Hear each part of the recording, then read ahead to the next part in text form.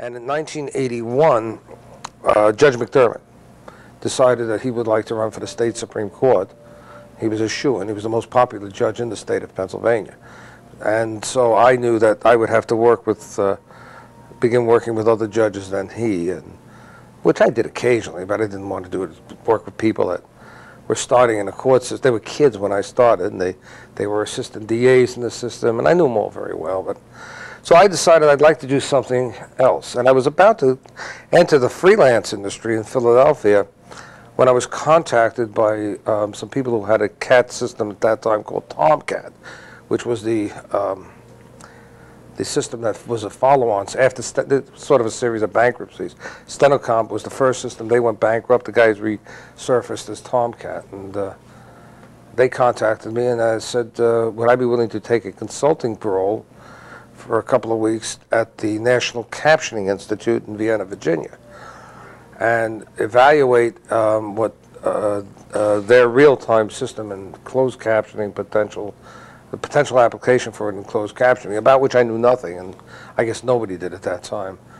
And so I went down there, and I spent 2 weeks in the summer as a consultant evaluating the potential for using real-time, which I had only seen briefly. Nobody really saw it back then much, and it was then that I looked at it, and the whole question was, could you use this system to do closed captioning?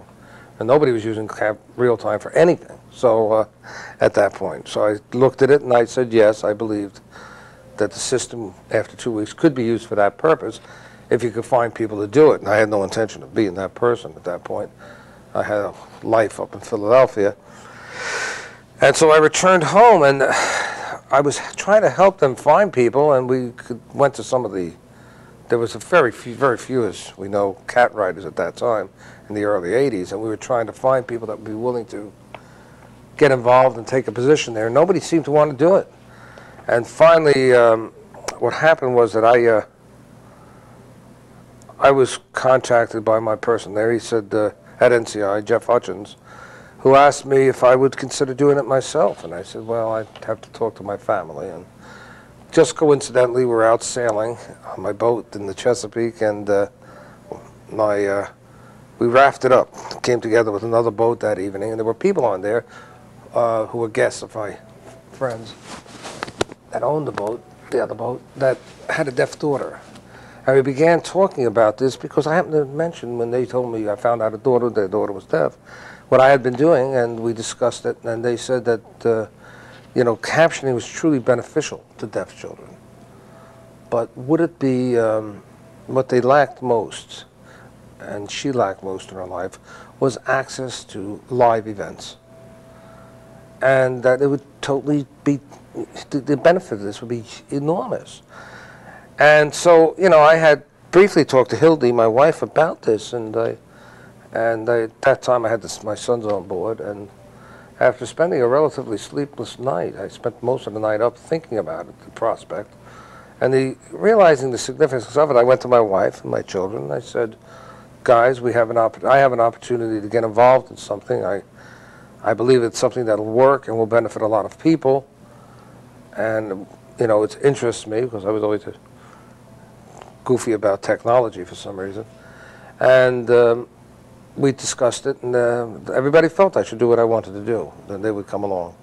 And so next thing I knew, I was living alone in a little shabby basement apartment in Virginia while my wife tried to sell a house with interest rates was something like 21% or something. And eventually they did move down, and meanwhile I was at NCI in Virginia, and that was the next phase of my life. Eventually you had your own freelance firm, and you've also gone into captioning.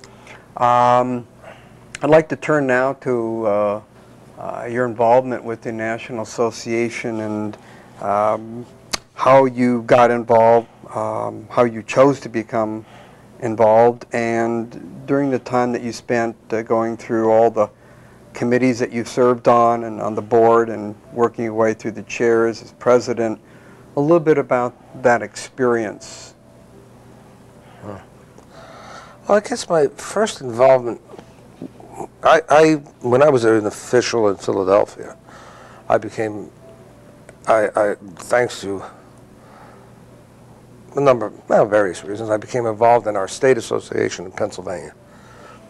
And in that role, in that involvement, ultimately led to my becoming president of the association, and I think it was in 1976. And as president, I got to attend the NCRA convention.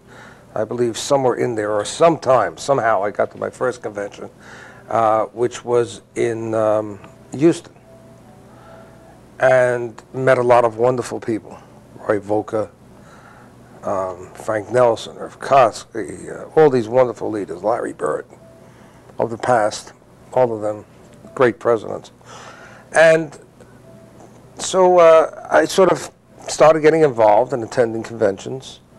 And because of my early involvement with computer transcription, I also developed an involvement there. I guess it was actually earlier than '76. It was probably before I became a Pennsylvania president that I got involved with National. And when CAT, there was interest in CAT. Where was CAT going to go? How was it going to affect the industry? And that interest stimulated the need for seminars. People needed information. And so I became involved in doing CAT seminars. Generally, they were panels. And by then, Baron Data had come out with their first system, and Stenograph had a system, and Tomcat at that point, I guess, or maybe Stenocomp. And so it was Stenocomp. And we would sit on a panel. Generally, it would be Frank, myself, and Bill Braun, Willard Braun, who was gone for a number of years. And we would do these seminars, and they were pretty interesting. I remember at one point being chastised following one of those seminars, and I guess it was because they got a hold of me before they got a hold of Frank, because we would dare to say, someday you're all going to be on CAT. And this person was one of the board members from NCRA, proceeded to attack me because I dared to make such a statement. I would scare people.